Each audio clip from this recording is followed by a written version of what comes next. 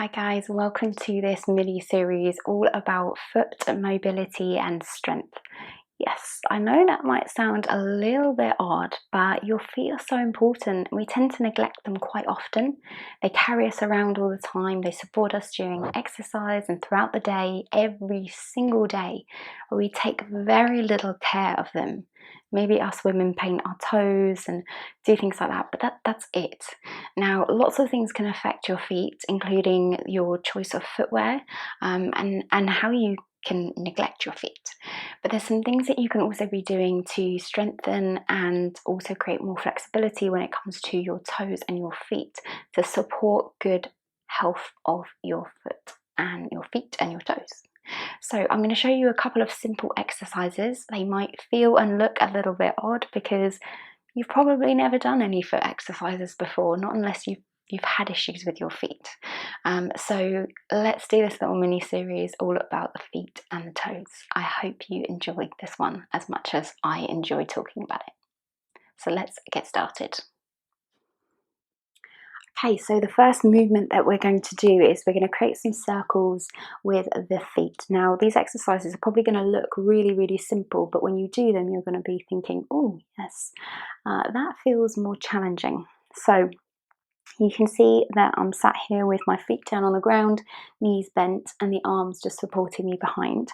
And then what you're going to do is you're going to lift up your foot, and then you're going to create circles with that ankle and that foot. Now go really slowly and just take it easy.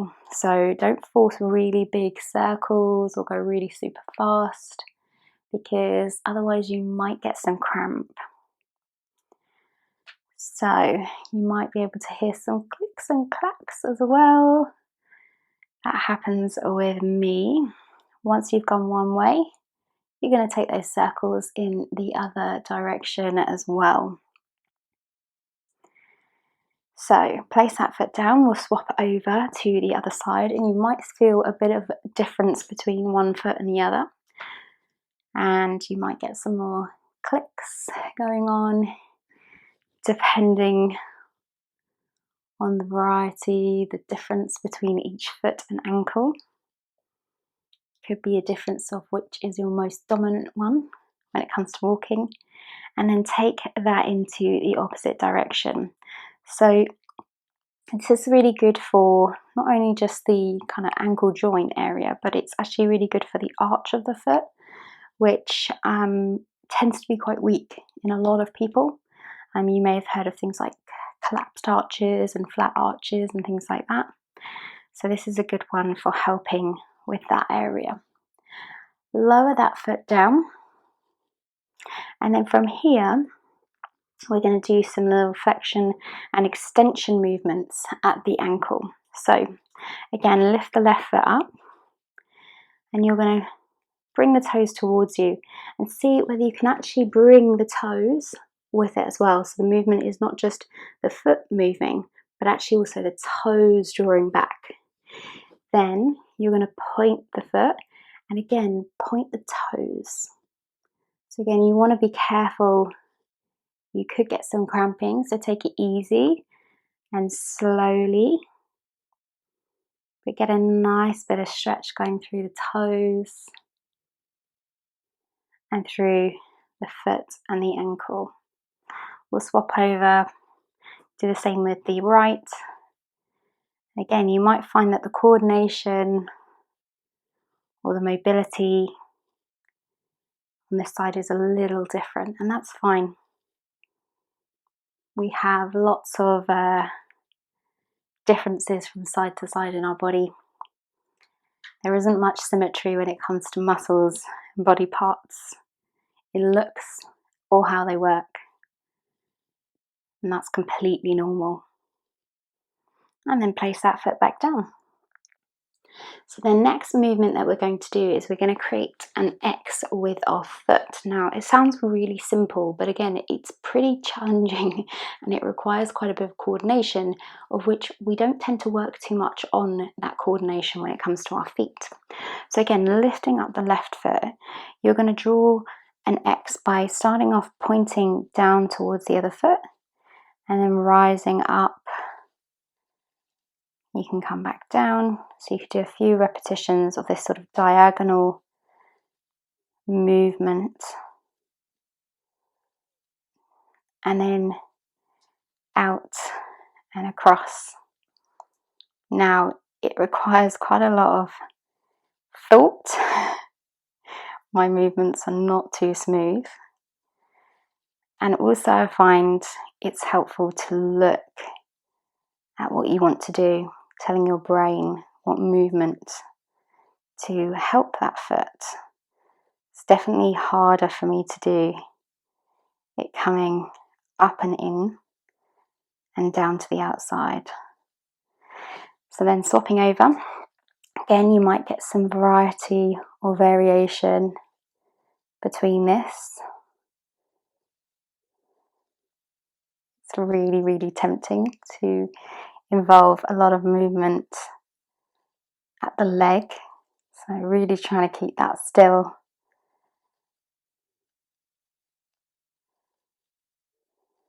So a couple of repetitions of each of those movements, and that will probably be quite tiring for not just the feet and the ankles, but also on the brain. So next we're going to come over and we're going to stretch out through the ankle. Now there's a couple of ways of doing this. You can actually bring your hands up onto something like a stool or a chair. Obviously, because of a lot of my yoga practice, I'm fairly flexible when it comes to these sorts of things. So just feel free to bring your hands up onto something and not be as far into this. The movement that we want to get is essentially coming up and stretching through the ankle and the foot. It's coming up and getting that stretch moving through and a little bit of weight onto it. So that's the stretch we're going to get. But obviously you could be much higher up and leaning onto something and still get that movement. So if I show you with holding onto my windowsill, you could still get that movement going with your hands on something and less pressure through the legs and being sort of squatted down really low. So essentially the movement that you want to create is a rocking movement where you're bringing the weight forwards into the ankle and onto the ball of the foot. And you'll feel that this stretches out through the calf as well, which is really linked in with a lot of the movements of the foot and the ankle.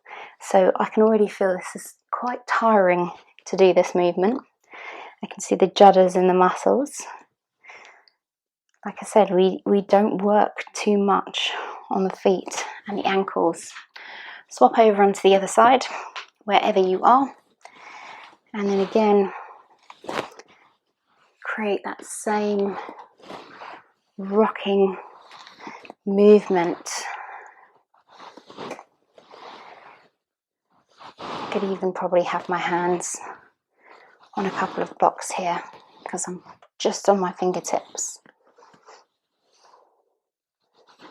So just count a few equal counts on each side, maybe see how many you get done on one side and then try and repeat that on the other. Maybe that's 5, maybe that's 10, maybe it's 15, depending on what feels good for you. So with this next move, I'm going to show you it sat on blocks and also show you a variation in a deep squat. But I just want to make sure that you've got options. You could not be sat on blocks, you could be sat on some cushions, you could be sat on a stool or a chair. The movement's through the ankle and the foot and it's bringing a little bit of weight into that area. But I just want to show you a couple of options. So what I'm going to do is I'm going to bring myself and sit myself down onto my little blocks here. I could be doing this without. Now we're going to go into kind of almost like a Malasana yogi squat pose where we've got our feet out to the side. And then you'll bring the torso forwards and you could interlace the fingers. So you could see you could do this higher up on a chair or onto a stool. You just want to create this shape with the legs, and then from here bring the body weight forward so that you can bring a little bit of weight into the feet and the ankles. And then all we're going to do is we're literally going to rock over with the feet. So the weight of bringing the torso forwards just helps to bring a little bit of weight into the ankle, and you're just rotating from side to side, trying to sort of flip the foot over, opening out. So again, I'll do the same on the other side. My body weight is over to bring a little bit of weight into the side of that foot. So again, you could do it lifted.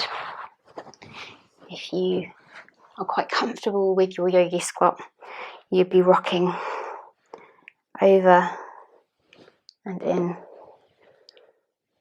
and on the other side. Or you could do it sat on a chair or a stool. Okay, so for this next movement, you see I've changed the camera angle so you're super close up to me. Reason being, I want to show you a movement that is it's sort of helping the dexterity of your toes. Now, to give you a bit of information, with your toes, your big toe actually is in isolation. It should be in isolation. It should be able to move on its own without moving the other toes. What tends to happen is when we don't take care of our feet, the toes end up moving all together. So they end up just being sort of a block of toes that move together. Now that should be the case for these four. However, this one should be able to move on its own. Now, for a lot of us, including myself, this is something that we have lost the mobility and the ability to do. So I want to show you an exercise that, I'm not going to lie, it's frustrating and it's not easy to do, and it's something I'm working on, and it requires, again, that brain eyes looking at the area connection where you're trying to tell yourself that this is the movement that you want to do, and also a lot of practice. So hence the reason the camera's up nice and close is because I want to show you my toes and the movement. So you probably won't be able to see my head in a moment when I move, but it's because I want you to look at my toes and the movement that we're going to be doing. But don't worry, I'm here to talk you through it. So I'm going to stand up, and you can now see my lovely little feet. So I'm going to show you this movement with one foot and the other, and then kind of together. And you might see that the feet and the hands like to get involved in this, because I'm really trying hard to think through this movement. So the movement that I want to create is, firstly, I'm going to show you it by manipulating it and incorporating my hands. So the movement I want to create is actually lifting the big toe up on its own, but these toes staying down, and then lowering that, keeping that toe down and lifting the toes, the rest of them, up. Now that movement should be available to me. It should, but frequently, because of what we've been neglecting with our feet, it frequently isn't the case. So if I try it without my hands getting involved, sometimes doing the first part with the hands involved shows, you can already see my toes don't quite want to do it, shows your brain what you want to do. So now it's the moment of truth. I'm lifting that toe, these toes are down. Then lowering that and lifting these toes. And it's swapping them over. You can already see my fingers are trying to get involved, and the other foot is getting a bit involved, because it requires a lot of thinking.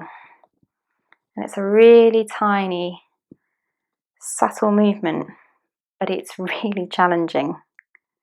Now, swap onto the other side. Again, I'm going to firstly show my brain what I want this foot to do, because this might be my weaker side. So I'm going to press these toes down and just work on lifting this big toe. Lower that down. I'm going to hold that toe down and lift these toes. Now this is definitely, I think, my weaker side. You can see the toes not lifting quite as much, and it's really fighting against it. So again, really trying there to lift that toe. Ooh. And I want to lower it, lift, and swap it over. Ooh. So this side definitely needs a little bit more work. You can see as I do it more, it becomes a little easier. Ooh. And then the next phase is to get both feet involved. So both the toes lifted, and then all the little toes lifted. And what this is doing is helping to establish the big toe having separate movement to those little toes. So I'm going to come back down to the camera, because that, believe it or not, will be quite tiring, because you're actually working on the strength of that area, of those areas, of those toes. So something really important to also do with your toes and your feet after doing a lot of these exercises is to stretch out. So much like you would do when you're doing a workout, actually stretching out these areas with a little bit of manual stretching is really good. So what you can do is you can sit yourself down, and you just need to be able to basically get to your foot. So I'm going to do it in a fancy way just because I want you to be able to see. So the movement I'm going to do, I'm just cradling my foot here. There's just some manipulations, manual manipulations and stretches of the toes. So I'm going to actually take hold of the big toe. I'm going to pull it a little bit away from the joint, not massively, just a little. And then I'm going to stretch it down. So I'm going to bring it down towards my foot. Again, just really gently. So I'm not forcing it down, just getting a bit of stretch. And then release. Now, we do a lot of this with our toes, so I'm not going to do stretches like that. I'm really going to work on more of this because we don't tend to stretch our toes in that direction too often. So when it comes to the other toes, like I said earlier, the big toe is supposed to be something that works in isolation. It works on its own. But what tends to happen is these toes get kind of, all your toes become moving as one. So with these toes, what you can do, now I struggle with this, is you can actually place your fingers in between, and then you can kind of move them around. Now I struggle with that. There's not much space between my toes. I can probably just about do it. But if you can't do that, you could just take hold of them with the fingers like this. For the purpose of the video, I'm going to try my hardest to do the one with my fingers in between. Now, probably the fact that I can't fit my fingers in between is showing me that my foot isn't a natural foot shape, because a natural foot shape actually should look a bit more like this. We're conditioned to think our feet should be, or our toes should be all together like this, because our shoes have actually made our feet look like that.